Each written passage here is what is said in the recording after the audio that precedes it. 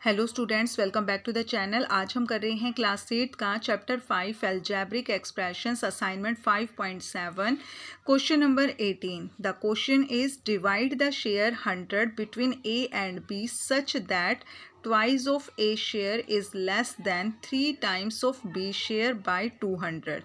100 share को हमें ए और बी में इस तरीके से डिवाइड करना है कि ए के शेयर का ट्वाइस कम होना चाहिए बी के शेयर के 3 टाइम्स से 200 रुपीज़। ठीक है, 200 कम होना चाहिए। तो इसमें बेटा हम ए के शेयर को लेट कर लेंगे। तो यहाँ पर हम लिखेंगे लेट ए शेयर।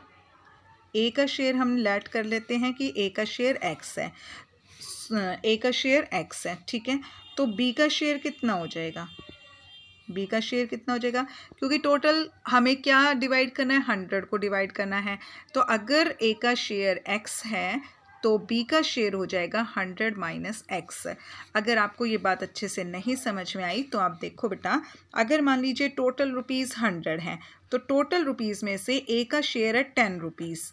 ठीक है, तो बी का शेयर कितना हो जाएगा? 100 में से 10 माइनस करेंगे 90 आ जाएगा। अगर ए का शेयर 10 है, ए को 10 रुपीज़ दिए तो बी को मिलेंगे 90 रुपीज़। तो कैसे आया 90? 100 माइनस 10। तो वही हमने यहाँ पे ये किया है कि अगर ए का शेयर x है तो बी का शेयर हो जाएगा 100 माइनस एक्स। ठीक है, नेक्स्ट आगे हैं अकॉर्डिंग टू क्वेश्चन हम करेंगे आगे।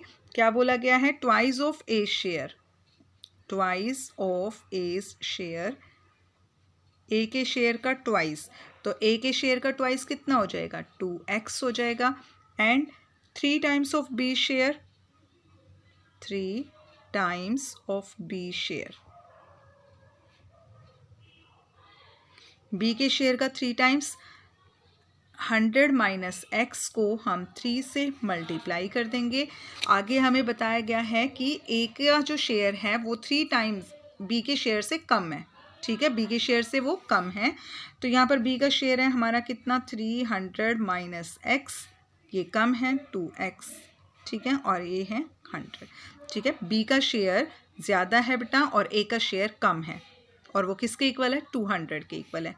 अब इसे हम सोल्व करेंगे, 3 से मल्टीप्लाई करेंगे। 3 से 100 को मल्टीप्लाई किया, 3 से 100 को मल्टीप्लाई करेंगे 300, और फिर 3 से हम x को मल्टीप्लाई करेंगे 3x minus 2x is equal to 200।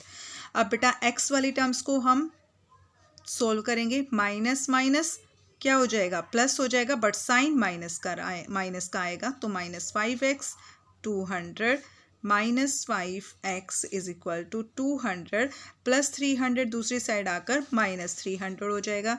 Minus 5x is equal to यहाँ आ जाएगा माइनस 100, माइनस से माइनस कट जाएगा और x की वैल्यू हमें फाइंड करनी है। तो 100 अपॉन 5 मल्टीप्लाई में था, दूसरी साइड आकर डिवाइड हो जाएगा। तो x की वैल्यू आ गई है बेटा हमारे पास 20। हमने यहाँ पे 100 को 5 से डिवाइड किया है, 5 2 जा 10 और ये 0 बची वो उसके साथ ऐड हो गई। तो x की वैल्यू आ गई है 20। x किसका शेयर था? a का शेयर था। तो यहाँ पर हम लिखेंगे share of a, share of a का शेयर 2x, a का शेयर 2x था। ठीक है, तो यहाँ पर हम मल्टीप्लाई करेंगे 2 इंटू 20 40, और share of b, share of B 100 minus x. तो 100 माइनस 20 इज इक्वल टू कितना आ जाएगा? 80 आ जाएगा। 80, सॉरी बेटा, ये शेयर ऑफ ए था हमारा, एक्स था, सॉरी ए था 20। ठीक है, ये 20 आ जाएगा। तो ये इसका आंसर हो जाएगा। शेयर ऑफ ए है 20 और शेयर ऑफ बी है 100 माइनस एक्स, कितना? 80। ठीक है, तो इस तरीके से हमने इनको डिवाइड किया है। नेक्स्ट क्वेश्चन, क्वेश्चन नंबर 19 है Sudha is twice as old as Garima. Sudha is twice as old as Garima. Sudha क्या है, ट्वाइस है। जितनी गरिमा की एज है बेटा सुधा उससे दुगनी है, ठीक है। तो हम मान लेंगे गरिमा की एज x है तो सुधा की एज हो जाएगी 2x। 10 years ago, 10 साल के बाद सुधा वाज 3 times, सुधा 3 times थी एज ओल्ड एज गरिमा, यानी 10 साल बाद जितनी गरिमा की एज थी सुधा उसकी एज की 3 times थी। फाइंड सुधाज प्रेजेंट एज, तो हमें इसमें सुधा की प्रेजेंट एज फाइंड करनी है। तो इसमें हम लेट करेंगे बेटा, लेट द एज ऑफ गरिमा। गरिमा की एज हमने लेट कर ली है x ईयर्स, ठीक है। प्रेजेंट एज जो है गरिमा की वो हमने लेट कर ली है x ईयर्स है। और सुधा की एज हो जाएगी, लेट द सुधा की एज हो जाएगी कितनी, x है। तो सुधा की एज कितनी थी, ट्वाइस, दुगनी, जितनी गरिमा की थी उसका दुगना, यानी 2x ईयर्स। अब बोला गया क्वेश्चन में 10 years ago, तो अकॉर्डिंग टू क्वेश्चन हम करेंगे यहाँ पर, अकॉर्डिंग टू क्वेश्चन 10 साल बाद, according to question age of Sudha 10 years ago, तो 10 साल पहले बेटा सुधा की एज कितनी हो जाएगी, x - 10, और age of Garima 2x - 10, Garima 10 years ago, ठीक है। सुधा की एज हमारे यहाँ पे 2x थी, तो यहाँ पर देखो बेटा 10 साल पहले सुधा की एज हो जाएगी 2x - 10, और गरिमा की एज हो जाएगी 10 साल पहले x - 10। अब आगे हमें क्वेश्चन में बताया गया है कि 10 साल पहले Sudha was 3 times as old as Garima. 10 साल पहले सुधा 3 times थी जितनी गरिमा की एज थी। तो गरिमा की एज कितनी है, x - 10, सुधा की एज है 2x - 10, तो सुधा की एज है 2x - 10 और गरिमा की एज है x - 10। तो अगर हम गरिमा की एज को 3 से मल्टीप्लाई कर देंगे तो हमारे पास सुधा की एज आ जाएगी, क्योंकि सुधा की एज गरिमा की एज से 3 times है, ठीक है। तो वो क्या किसके इक्वल आएगा, अगर हम गरिमा की एज को 3 times से मल्टीप्लाई करें तो, ठीक है। अब इसको सोल्व करते हैं। 2x - 10 is equal to 3x - 30, 3 से मल्टीप्लाई कर दिया हमने दोनों टर्म्स को। 2x, x वाली टर्म्स एक साथ कर लेंगे, प्लस 3x है -3x, और -30 उधर आकर +10 हो जाएगा, ठीक है।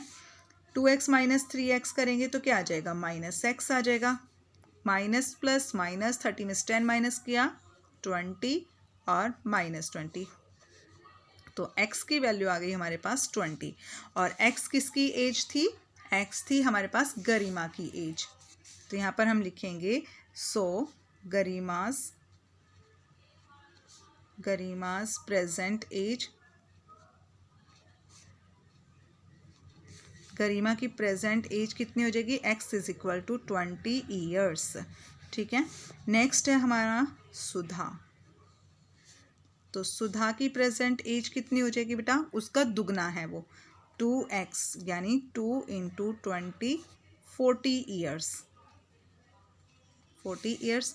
तो सुधा की एज है 40 ईयर्स और गरिमा की एज है 20 ईयर्स, गरिमा की एज है 20 ईयर्स, ठीक है। तो यहाँ हमारा क्वेश्चन ख़त्म हो गया है। देखो गरिमा की एज को हमने x लेट कर लिया था और सुधा की एज गरिमा की एज की दुगनी थी, तो वो हो जाएगी 2x। और 10 साल पहले बेटा सुधा की एज 2x - 10 थी, यहाँ सुधा की एज कितनी है 2x, तो 10 साल पहले उसकी एज कम होगी तो 2x - 10 हो जाएगा, और गरिमा की एज 10 साल पहले x - 10 है। अब क्वेश्चन में हमें बोला गया है कि 10 साल पहले सुधा की एज गरिमा की एज की 3 times थी, तो सुधा की एज को जब हम सुधा की एज तब आएगी जब हम गरिमा की एज को 3 से मल्टीप्लाई कर देंगे, तो वो गरिमा की सुधा की एज के इक्वल आ जाएगी, ठीक है। यहाँ से हमारी इक्वेशन बन गई। इस इक्वेशन को हमने सोल्व किया, हमारे पास x की वैल्यू आ गई, और x क्या था, गरिमा की प्रेजेंट एज थी, तो गरिमा की एज हो गई है 20 और सुधा की एज हो जाएगी उसकी डबल यानी कि 40 ईयर्स, ठीक है। तो ये क्वेश्चन नंबर हमारा 19 भी ख़त्म हो गया है और ये हमारी असाइनमेंट का लास्ट क्वेश्चन था बेटा, ठीक है। तो आगे नेक्स्ट वीडियो में हम आगे अपने क्वेश्चंस करेंगे। तब तक के लिए bye and please subscribe the channel.